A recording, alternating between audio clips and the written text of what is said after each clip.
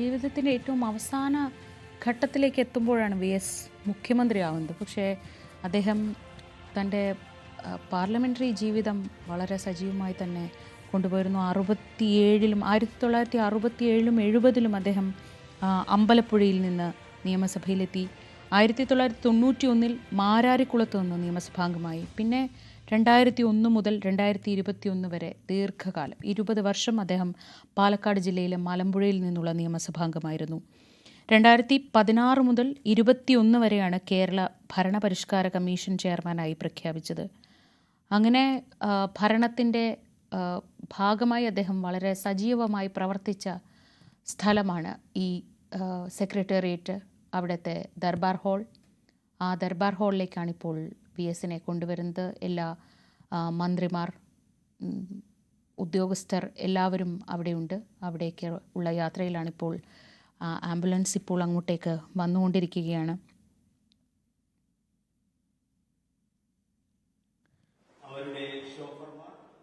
പ്രതിപക്ഷ നേതാവ് എന്ന നിലയിലും മുഖ്യമന്ത്രി എന്ന നിലയിലും ഒക്കെ അദ്ദേഹം എന്നും അദ്ദേഹത്തിൻ്റെ പ്രാഗൽഭ്യം തെളിയിച്ചു. അദ്ദേഹത്തെ അനുസ്മരിച്ചുകൊണ്ട് പലരും എഴുതിയത് കണ്ടു. ഈ 80-ാം വയസ്സിൽ മുഖ്യമന്ത്രി ആവുമ്പോൾ പോലും ഒരു ഭരണപരിചയമില്ലായ്മ എന്നത് അദ്ദേഹത്തെ ഒരിക്കലും അലട്ടിയിട്ടേയില്ല. അദ്ദേഹം ജനകീയ പ്രശ്നങ്ങൾ എത്രയോ കാലമായി കൈകാര്യം ചെയ്തുകൊണ്ടിരുന്ന വ്യക്തിയാണ്. അതുകൊണ്ട് തന്നെ ഭരണത്തിൻ്റെ തലപ്പത്തേക്ക് എത്തിയപ്പോഴും ആ ഒരൊറ്റ ആറ്റിറ്റ്യൂഡ് മതിയായിരുന്നു. ജനങ്ങൾക്കൊപ്പം, ജനങ്ങൾക്ക് വേണ്ടി എന്ന ഒരൊറ്റ നിലപാട് മതിയായിരുന്നു അദ്ദേഹത്തിന് ഭരണത്തെ ഭംഗിയായി മുന്നോട്ട് കൊണ്ടുപോകാൻ. അത് ആദ്യ മന്ത്രിസഭാ യോഗം കഴിഞ്ഞതോടെ തന്നെ ബോധ്യപ്പെട്ടു എന്ന് അദ്ദേഹത്തോടൊപ്പം പ്രവർത്തിച്ചിരുന്ന ആളുകളൊക്കെ അനുസ്മരിച്ചു കണ്ടു. അങ്ങനെ ഓരോരുത്തർക്കും VSനെ കുറിച്ച് പറയാൻ ഓരോ ഓർമ്മകളുണ്ട്. ഇപ്പോൾ നമ്മൾ കാണുന്നത് തിരുവനന്തപുരത്തിൻ്റെ ഒരു ലാൻഡ്മാർക്കാണ് ഈ LMS പള്ളി. LMS പള്ളിക്ക് മുന്നിലൂടെ സെക്രട്ടേറിയറ്റിലേക്കുള്ള യാത്രയിലാണ്, അദ്ദേഹത്തിൻ്റെ അന്ത്യയാത്രയാണ്. അവിടെയെല്ലാം നമ്മൾ കാണുന്നത് ആളുകളുണ്ട്, വാഹനങ്ങളിലും അല്ലാതെയും ഒക്കെ ആളുകൾ കാത്തു നിൽക്കുന്നുണ്ട്. എത്രയോ തവണ അദ്ദേഹം കടന്നുപോയ ആ വഴികളിലൂടെ ഇപ്പോൾ നിശ്ചലനായി നിയമസഭയിലേക്കുള്ള വഴിയാണത്. അദ്ദേഹം എത്രയോ കാലം സ്ഥിരം സഞ്ചരിച്ച വഴി. ആ വഴിയിലൂടെയാണിപ്പോൾ VS കടന്നു പോന്നുകൊണ്ടിരിക്കുന്നത്. ഇത്തവണ അദ്ദേഹത്തിൻ്റെ മുഖത്ത് ആ പുഞ്ചിരിയില്ല.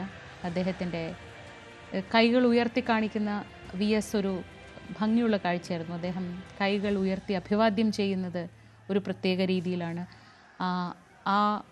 ആ വഴിയിലൂടെ അദ്ദേഹം അങ്ങനെ അഭിവാദ്യം ചെയ്ത് ചെറുപുഞ്ചിരിയോടെ കടന്നുപോയ ആ വഴികളിലൂടെയാണിപ്പോൾ അവസാനമായി അദ്ദേഹം സെക്രട്ടേറിയറ്റിലേക്ക് കടന്നു വരുന്നത്.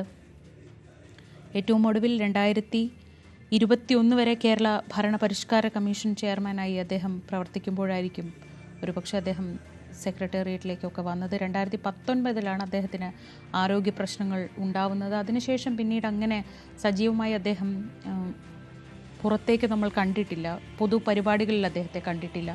അതുവരെയും അദ്ദേഹം ഏറ്റവും സജീവമായി തന്നെ കേരളത്തിൻ്റെ പൊതുമണ്ഡലത്തിലുണ്ടായിരുന്നു. അതിനുശേഷം ഒരു വലിയ ഇടവേളയ്ക്ക് ശേഷം അദ്ദേഹം നിയമസഭയ്ക്ക് മുന്നിലൂടെ അല്ലെങ്കിൽ സെക്രട്ടേറിയറ്റിലേക്ക് മടങ്ങിയെത്തുകയാണ്. തൻ്റെ ഏറ്റവും പ്രിയപ്പെട്ട തിരുവനന്തപുരം തലസ്ഥാനം, അദ്ദേഹത്തിൻ്റെ ഏറ്റവും ദീർഘകാലം അദ്ദേഹം ജീവിച്ചത് തിരുവനന്തപുരത്ത് തന്നെയാണ്. ഒരു കർമ്മ മേഖലയായി അദ്ദേഹം തിരുവനന്തപുരത്ത് തന്നെ ഉണ്ടായിരുന്നു എത്രയോ വർഷം. ആ തിരുവനന്തപുരത്തെ ഏറ്റവും പ്രധാനപ്പെട്ട നഗരവീഥികളിലൂടെ VSൻ്റെ ചലനമറ്റ ശരീരവും കൊണ്ട് വരികയാണ്. ഇവിടെ സെക്രട്ടേറിയറ്റിൽ എല്ലാ തയ്യാറെടുപ്പുകളും പൂർത്തിയായിട്ടുണ്ട്. ഇവിടെ എപ്പോഴത്തേക്ക് പൊതുദർശനം പൂർത്തിയാക്കാൻ കഴിയുമെന്ന് നമുക്കിപ്പോൾ പറയാൻ പോലും കഴിയില്ല. കാരണം അത്രയേറെ ആളുകൾ VSനെ അവസാനമായി ഒന്ന് കാണാൻ കാത്തിരിക്കുന്നവരാണ്. ഇന്നലെ AKG സെൻറ്റർ മുന്നിൽ നമ്മൾ കണ്ടതാണ് ആ തിരക്ക് തന്നെ ഇവിടെ ദർബാർ ഹാളിലും ഉണ്ടാകുമെന്ന് തന്നെയാണ് പ്രതീക്ഷിക്കുന്നത്.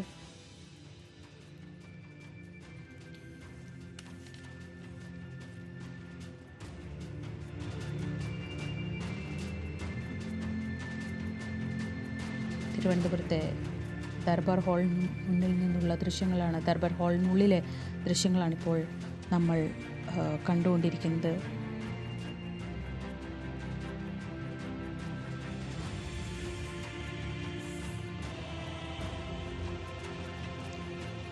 പുന്നപ്ര വയലാർ സമരത്തിൽ പങ്കെടുത്തതിന് കാൽപാദത്തിലേക്ക് പോലീസ് ബയണറ്റ് കുത്തിക്കയറ്റി മുറിവേൽപ്പിച്ച ആ പാദങ്ങളാണ്. അത് ഒരു പ്രതീകമായി നമ്മൾ എത്രയോ തവണ എടുത്തു പറയാറുണ്ട്. ആ മുറിപ്പാടുകൾ ഇപ്പോഴും വി എസിൻ്റെ കാലുകളിലുണ്ട് എന്ന് പറയാറുണ്ട്. ആ മുറിപ്പാടുകൾ വെച്ചാണ് വി എസ് മതികെട്ടാൻ ഉൾപ്പെടെ പല മലകളും കയറിയിറങ്ങിയത്, പല വേദനകളിലേക്കും കടന്നു ചെന്നത്. അതിൽ ഏറ്റവും മറക്കാനാവാത്ത ദൃശ്യങ്ങൾ പലതുണ്ട്. കെ രമയുടെ കൈ പിടിച്ച് തലകുനിച്ച് നിൽക്കുന്ന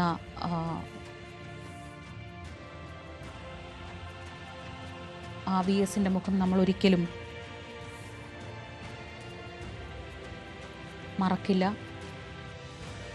ആ ദൃശ്യങ്ങൾ കേരളത്തിലെ ജനങ്ങൾ ഏറ്റെടുത്തത് എങ്ങനെയാണ് എന്ന് നമുക്കറിയാം. അതുണ്ടാക്കിയ രാഷ്ട്രീയ കോലാഹലങ്ങൾക്കൊക്കെ അപ്പുറത്തായിരുന്നു വി എസ്. അന്ന് വി എസിൻ്റെ ആ ഒരൊറ്റ നടപടി കൊണ്ട് കേരളത്തിലുണ്ടായ വലിയ വലിയ ചലനങ്ങൾ. അങ്ങനെ കണ്ണീരൊപ്പാൻ, വേദനിക്കുന്നവർക്കൊപ്പം നിൽക്കാൻ എന്നും വി എസ് ഉണ്ടായിരുന്നു.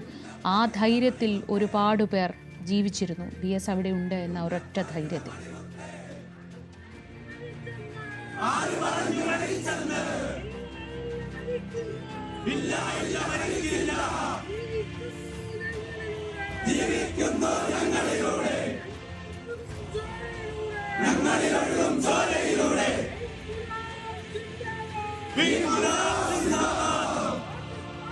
കമ്മ്യൂണിസ്റ്റ് പ്രസ്ഥാനത്തിൻ്റെ ഏറ്റവും വലിയ സ്മരണകൾ ഉറങ്ങുന്ന, പോരാട്ടമുറങ്ങുന്ന ആലപ്പുഴയിലെ വലിയ ചുടുകാട്ടിലാണ് വി എസിന് അന്ത്യവിശ്രമത്തിനുള്ള ഒരുക്കങ്ങൾ സജ്ജീകരിച്ചിരിക്കുന്നത്. തലസ്ഥാനത്ത് നിന്ന് 151 കിലോമീറ്റർ ദൂരമുണ്ട് അവിടേക്ക്. ആ ദൂരം അത്രയും വി എസിനെ കാണാൻ, വി എസിനോട് യാത്ര പറയാൻ കാത്തു നിൽക്കുന്നവരുടെ വലിയ തിരക്ക് ഇന്നത്തെ ദിവസം നമുക്ക് പ്രതീക്ഷിക്കാം. ആ ജനസഞ്ചയം ഇപ്പോഴേ ഇന്നലെ തൊട്ട് നമ്മൾ കാണുന്നുണ്ട്. സെക്രട്ടേറിയറ്റിലെ ദർബാർ ഹാളിൽ പൊതുദർശനത്തിന് ശേഷം വിലാപയാത്രയായി കൊല്ലം വഴിയായിരിക്കും ആലപ്പുഴയിലേക്ക് അദ്ദേഹത്തിൻ്റെ മൃതദേഹം കൊണ്ടുപോവുക. ഇതിനിടയിൽ വിവിധ കേന്ദ്രങ്ങൾ സജ്ജീകരിച്ചിട്ടുണ്ട്. അവിടെയൊക്കെ പൊതുദർശനത്തിന് വേണ്ടി ആ വാഹനം നിർത്തും. രാത്രി 9 മണിയോടെയെങ്കിലും പറവൂരിലെ വേലിക്കകത്ത് വീട്ടിലേക്ക് എത്തിക്കണമെന്നാണ് കരുതുന്നത്. പക്ഷേ വി എസ് ആണ് പോകുന്നത്. അതുകൊണ്ട് തന്നെ ആ സമയക്രമം പാലിക്കും എന്ന് നമുക്കൊരു തരത്തിലും കരുതാൻ വയ്യ.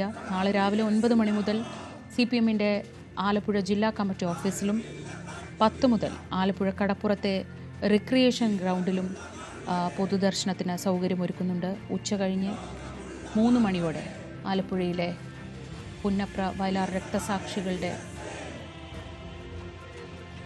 പോരാട്ട വീര്യമുറങ്ങുന്ന ആ വലിയ ചുടുകാട്ടിൽ അദ്ദേഹത്തിൻ്റെ സംസ്കാര ചടങ്ങുകൾ നടക്കും.